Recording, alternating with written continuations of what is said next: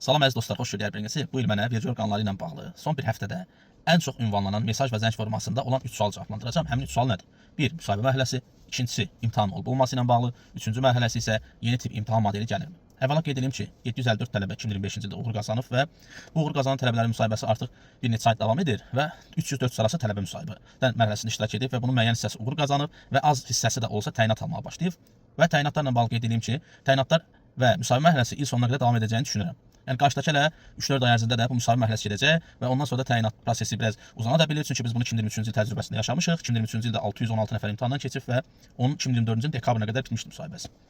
Və hal-hazırda 2023-cü il imtahandan keçən dostlarımızdan da yeniliklə təyinat alan dostlar var. Yəni bu bizə nə deməyə kömək eləyir? 2023-cü ildə olan imtahanla 25-ci imtahan arasında müqayisə eləsə. Yəni 2026-cı ildə imtahan gözlənilirmi? Mənim subyektiv fikrim olaraq mən deyərdim ki, xeyr. 2026-cı ildə vergi orqanları ilə bağlı hər hansısa bir imtahanı mən 95% gözləmirəm. Aha, niyə gözləmirəm? Bəs bu nədən yarandı? Çünki hal-hazırda mənə müraciət edən tələbələrin böyük əksəriyyəti reklamla bağlı, hər hansısa bir hazırlıq mərkəzinin və yaxud da ki, kursların şəxslərin etdiyi reklamla bağlıdır. Onlara verilən vədlər və yaxud da ki, sözlərlə bağlıdır ki, oktyabrdan dekabr arası imtahan gözlənir. Bunlar mifdir. Yəni belə bir şey gözlənilir ki, ancaq rəsmi məlumatlara inanırsınız.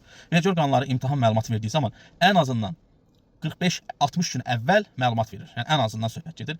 Hətta düzdür, hazırlıq periodu biraz uzun olsa da, əsas hissəsi, məntiq hissəsidir, biraz proqram çoxdur, amma professionalcasına bir yanaşma olanda tələbəyə kömək eləmək olur. Bunu biz öz nəticələrimizlə göstərmişik ki, Respublika ikincisində, üçüncüsündə, hətta təsəvvür edin, ölkədə sayı hesabı olmayan 22 nəfər maksimum məntiq yazıb.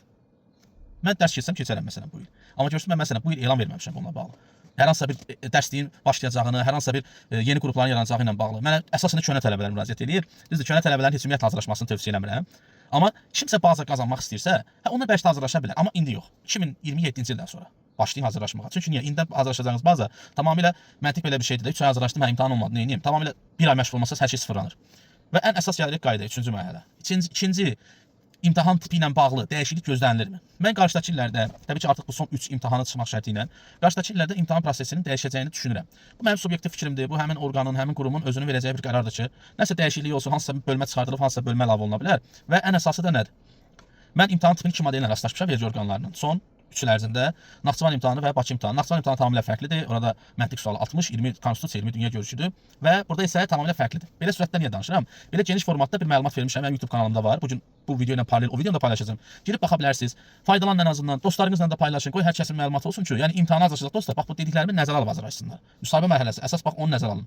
Videonu da çox uzatmaq istəmirəm. Ümidvaram hər kəs üçün bu açıqlama tam qənaətbəxş oldu və bu hazırlığa başlayarkən bir daha deyirəm. Bu videonu nəzərə alın. Amma burada dediklərim mənim özümün subyektiv fikrimdir və bu illərin təcrübəsinə dayanır. Artıq sizə dediyim məlumatlar. Onun üçün də dostlar, hamıya uğur arzulayıram. Nə iş görməyinizdən asılı olmayaraq atacağınız hər addımda qərar verəcəksiniz. Hər birinizə uğur arzulayıram. İnşallah hər şey yaxşı